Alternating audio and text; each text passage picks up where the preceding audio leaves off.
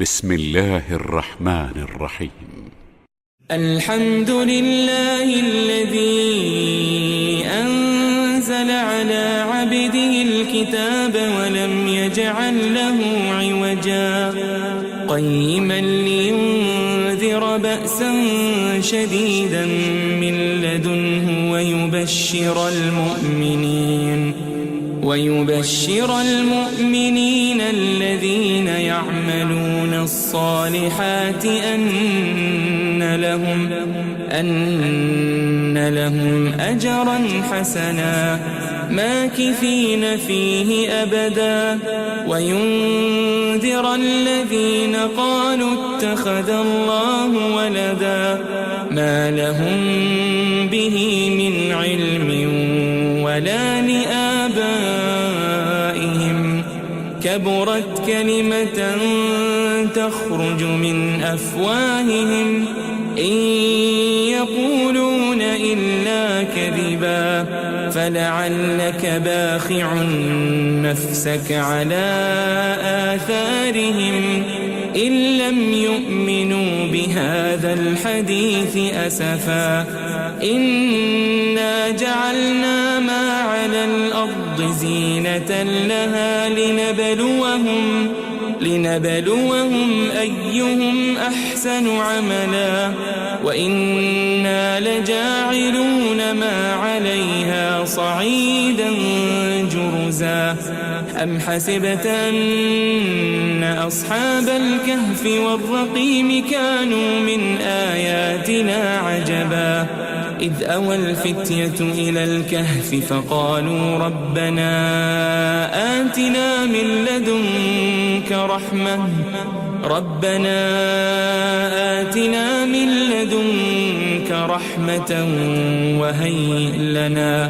وهيئ لنا من أمرنا رشدا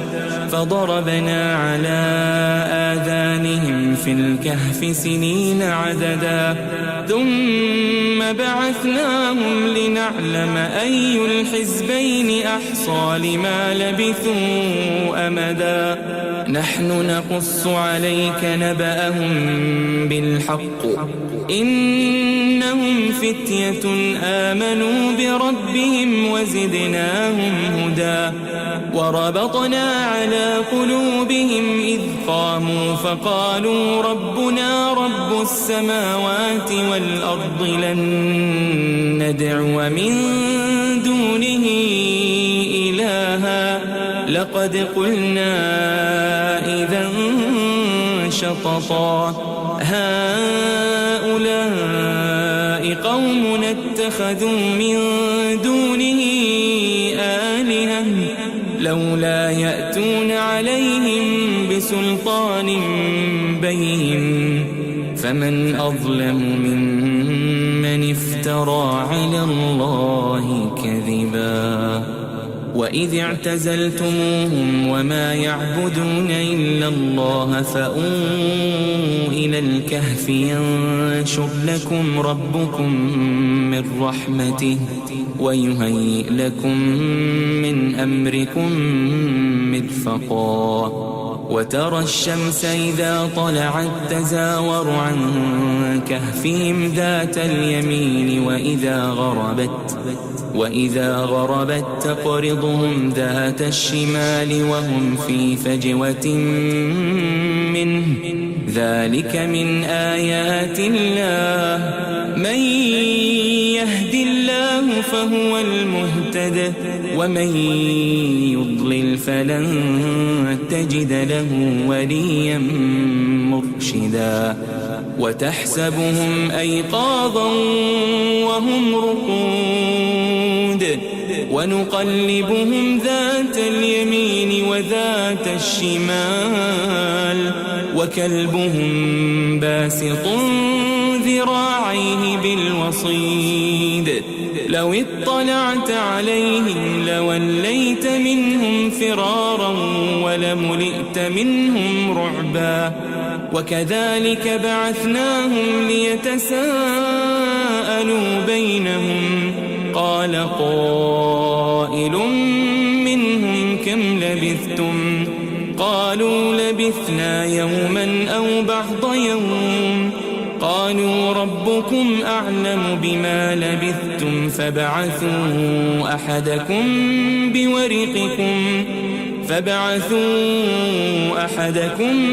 بورقكم هذه إلى المدينة فلينظر أيها أزكى طعاما فليأتكم برزق منه وليتلطف ولا يشعرن بكم أحدا إنهم إن يظهروا عليكم يرجموكم أو يعيدوكم في ملتهم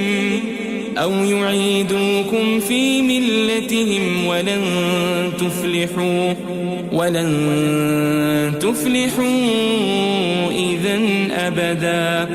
وكذلك أعثرنا عليهم ليعلموا أن وعد الله حق وأن الساعة لا ريب فيها إذ يتنازعون بينهم أمرهم فقالوا ابنوا عليهم بنيانا ربهم أعلم بهم قال الذين غلبوا على أمرهم لنتخذن عليهم مسجدا سيقولون ثلاثة رابعهم كلبهم ويقولون خمسة سادسهم كلبهم رجما بالغيب ويقولون سبعة وثامنهم كلبهم قل ربي أعلم بعدتهم ما يعلمهم إلا قليل فلا تمار فيهم إلا مراء ظاهرا ولا تستفت فيهم منهم أحدا ولا تقولن لشيء إني فاعل ذلك غدا إلا أن يشاء الله واذكر ربك إذا نسيت وقل عسى أن يهديني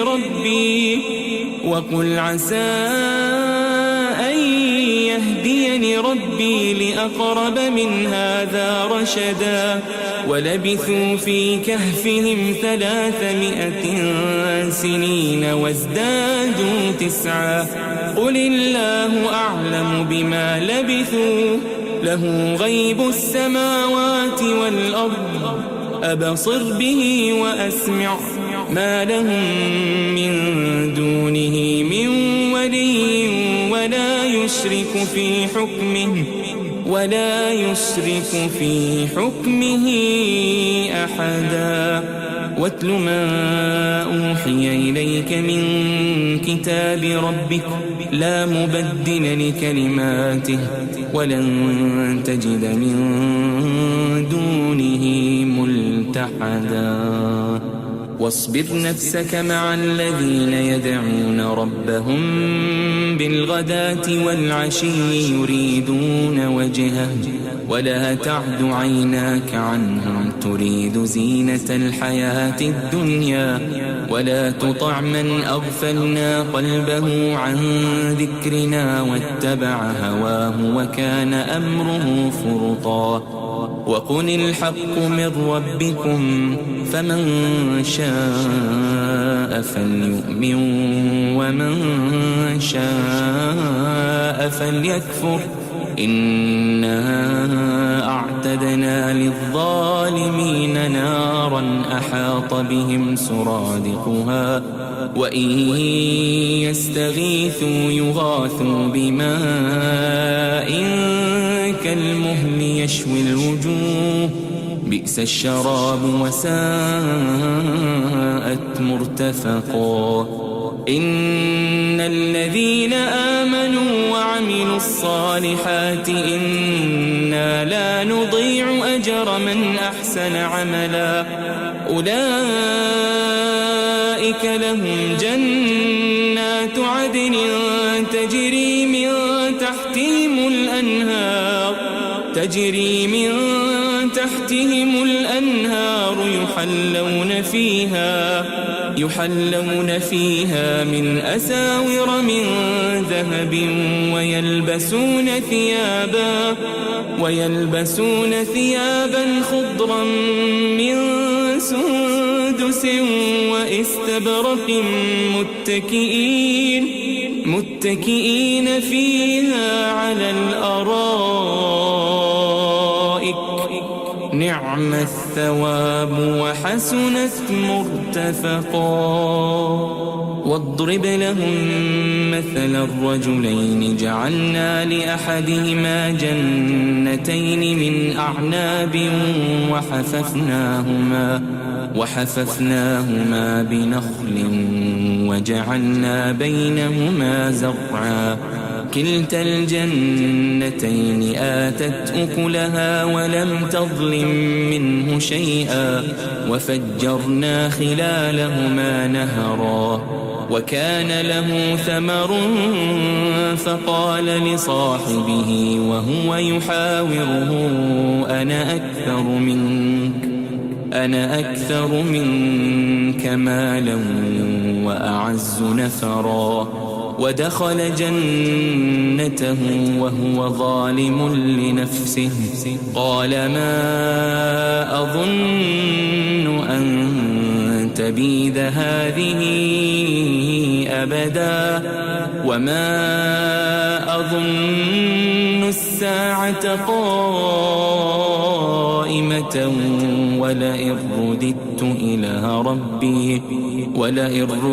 إلى ربي لأجدن خيرا منها منقلبا. قال له صاحبه وهو يحاوره أكفرت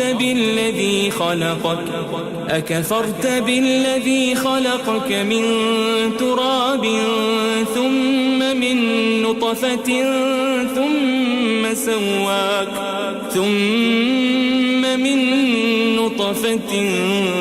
ثم سواك رجلا لكن هو الله ربي ولا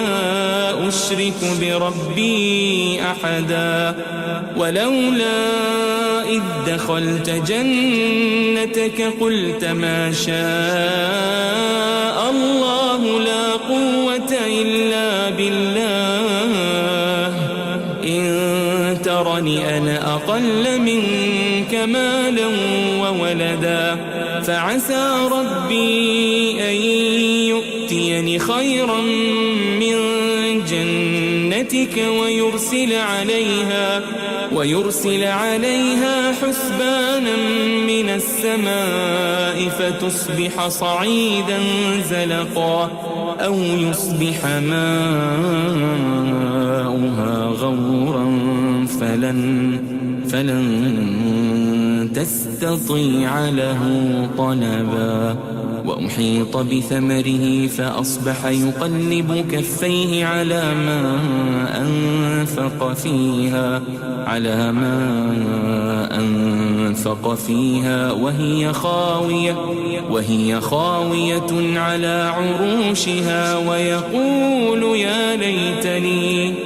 ويقول يا ليتني لم أشرك بربي أحدا. ولم تكن له فئة ينصرونه من دون الله وما كان منتصرا. هنالك الولاية لله الحق هو خير ثوابا وخير عقبا. واضرب لهم مثل الحياة الدنيا كماء أنزلناه من السماء فاختلط به فاختلط به نبات الأرض فأصبح هشيما تذروه الرياح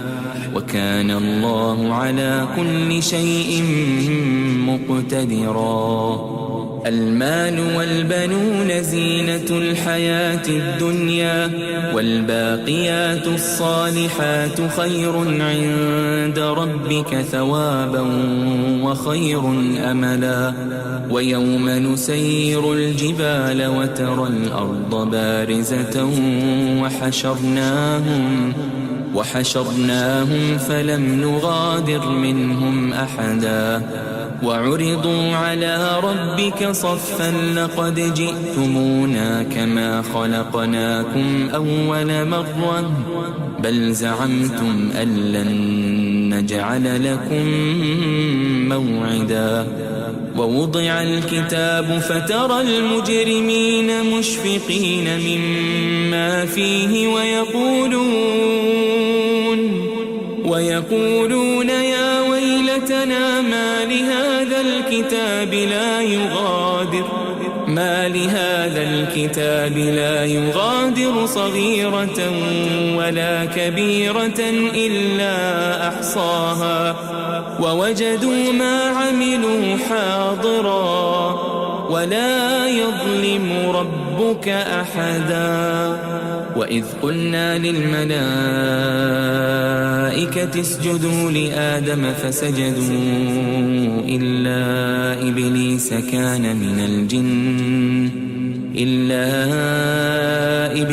كان من الجن ففسق عن أمر ربه أفتتخذونه وذريته أولياء من دوني وهم لكم عدو بئس للظالمين بدلا. ما أشهدتهم خلق السماوات والأرض ولا خلق أنفسهم وما كنت متخذ المضلين عضدا. ويوم يقول نادوا شركائي الذين زعمتم فدعوهم فلم يستجيبوا لهم وجعلنا بينهم موبقا. ورأى المجرمون النار فظنوا أنهم مواقعوها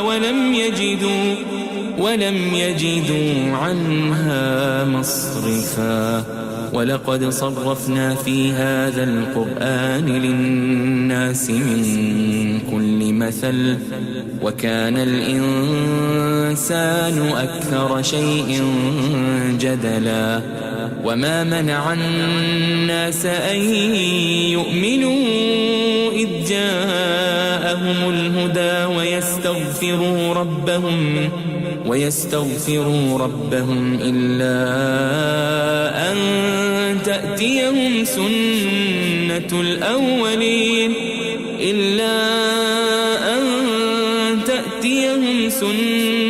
الأولين أو يأتيهم العذاب قبلا. وما نرسل المرسلين إلا مبشرين ومنذرين ويجادل الذين كفروا بالباطل ليدحضوا به الحق واتخذوا آياتي وما أنذروا هزوا. ومن أظلم ممن ذكر بآيات ربه فأعرض عنها ونسي ما قدمت يداه إنا جعلنا على قلوبهم أكنة أن يفقهوه وفي آذانهم وقرا وإن تدعهم إلى الهدى فلن يهتدوا إذن أبدا. وربك الغفور ذو الرحمة لو يؤاخذهم بما كسبوا لعجل لهم العذاب بل لهم موعد لن يجدوا من دونه موئلا وتلك القرى أهلكناهم لما ظلموا وجعلنا لمهلكهم موعدا وإذ قال موسى لفتاه لا أبرح حتى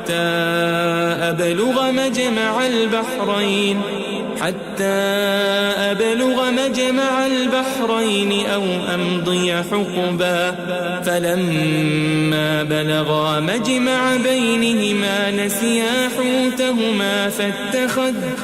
فاتخذ سبيله في البحر سربا فلما جاوزا قال لفتاه آتنا غداءنا لقد لقينا من سفرنا هذا نصبا قال أرأيت إذ أوينا إلى الصخرة فإني نسيت الحوت وما أنسانيه إلا الشيطان أن أذكره واتخذ سبيله في البحر عجبا قال ذلك ما كنا نبغي فارتدا على آثارهما قصصا فوجدا عبدا من عبادنا آتيناه رحمة من عندنا وعلمناه من لدنا علما قال له موسى هل أتبعك على أن تعلمني مما علمت رشدا قال إنك لن تستطيع معي صبرا وكيف تصبر على ما لم تحط به خبرا قال ستجدني إن شاء الله صابرا ولا أعصي لك أمرا قال فإن اتبعتني فلا تسألني عن شيء حتى أحدث لك منه ذكرا فانطلقا حتى إذا ركبا في السفينة خرقها قال أخرقتها لتغرق أهلها لقد جئت شيئا إمرا قال ألم أقل إنك لن تستطيع معي صبرا قال لا تؤاخذني بما نسيت ولا ترهقني من أمري عسرا فانطلقا حتى إذا لقيا غلاما فقتله قال أقتلت نفسا زكية بغير نفس لقد جئت شيئا نكرا قال ألم أقل لك إنك لن تستطيع معي صبرا قال إن سألتك عن شيء بعدها فلا تصاحبني قد بلغت من لدني عذرا فانطلقا حتى إذا أتيا أهل قرية استطعما أهلها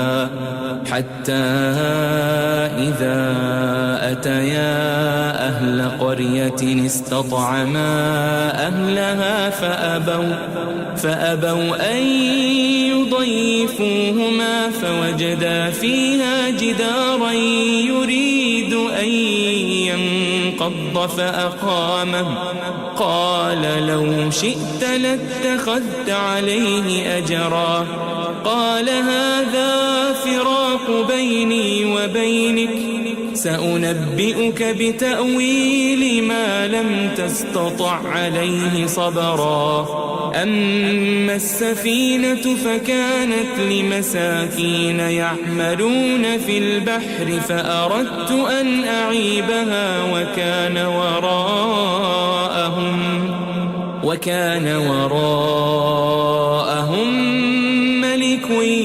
يأخذ كل سفينة غصبا وأما الغلام فكان أبواه مؤمنين فخشينا أن يرهقهما طغيانا وكفرا فأردنا أن يبدلهما ربهما خيرا منه زكاة وأقرب رحما وأما الجدار فكان لغلامين يتيمين في المدينة وكان تحته كنز لهما وكان أبوهما صالحا فأراد ربك أن يبلغا أشدهما ويستخرجا كنزهما رحمة من ربك وما فعلته عن أمري ذلك تأويل ما لم تسطع عليه صبرا ويسألونك عن ذي القرنين قل سأتلو عليكم منه ذكرا إنا مكنا له في الأرض وآتيناه من كل شيء سببا فأتبع سببا حتى إذا بلغ مغرب الشمس وجدها تغرب في عين حمئة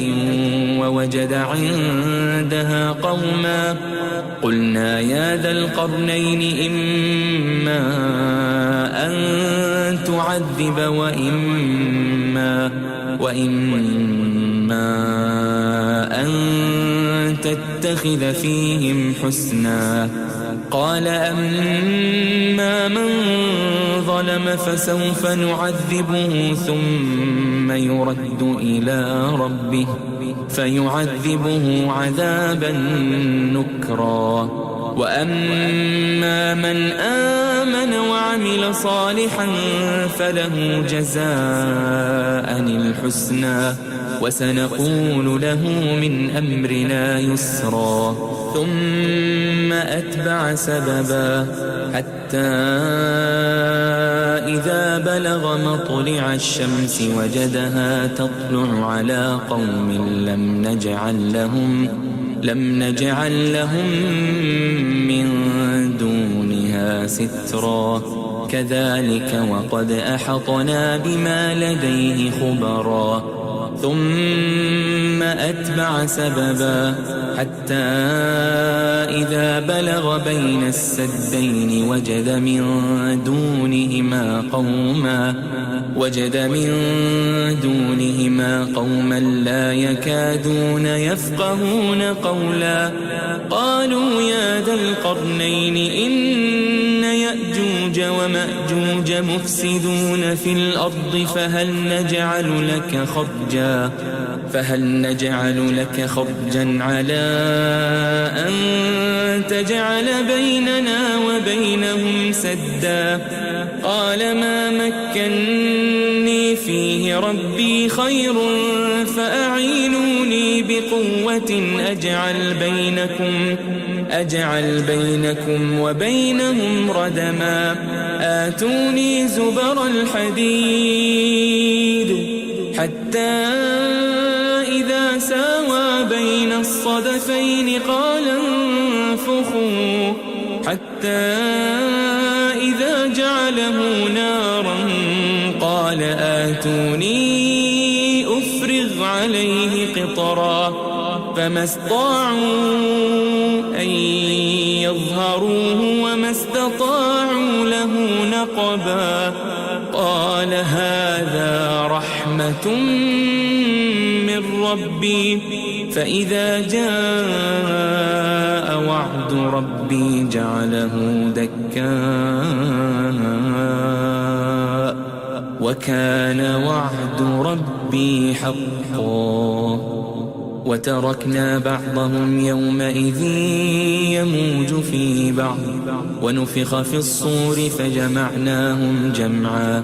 وعرضنا جهنم يومئذ للكافرين عرضا الذين كانت أعينهم في غطاء عن ذكري وكانوا لا يستطيعون سمعا أفحسب الذين كفروا أن يتخذوا عبادي من دوني أولياء إنا أعتدنا جهنم للكافرين نزلا قل هل ننبئكم بالأخسرين أعمالا الذين ضل سعيهم في الحياة الدنيا وهم يحسبون أنهم يحسنون صنعا أولئك الذين كفروا بآيات ربهم ولقائه فحبطت أعمالهم فلا نقيم لهم يوم القيامة وزنا ذلك جزاؤهم جهنم بما كفروا واتخذوا آياتي ورسلي هزوا إن الذين آمنوا وعملوا الصالحات كانت لهم جنات الفردوس نزلا خالدين فيها لا يبغون عنها حولا قل لو كان البحر مدادا لكلمات ربي لنفد البحر قبل أن تنفد كلمات ربي ولو جئنا بمثله مددا قل إنما أنا بشر مثلكم يوحى إلي أنما إلهكم إله واحد فمن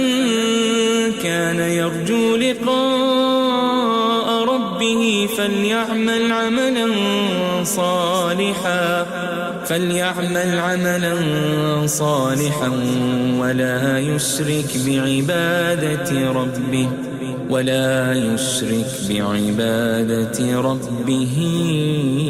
أحدا.